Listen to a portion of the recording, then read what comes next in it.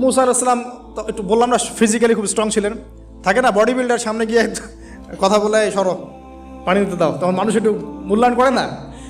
তো মুসা আলাইহিস সালাম এভাবে পানি নিয়ে দিলেন এবং বাছুরদেরকে পানি পান করালেন, করিয়ে গাছের নিচে এসে বসে আছেন। বসে বসে তিনি দোয়া করছেন, এই যে দোয়াটা তিনি দোয়া করছেন, রব্বি, একটা নেক কাজ করলেন, নেক কাজ করলেন না, মানুষের উপকার করলেন, নেক কাজ করে এসে গাছের নিচে বসে দোয়া করছেন, আল্লাহ এখানে তো আমার খাবার পানি বাসস্থান কিছুই নাই, আমি কি করব।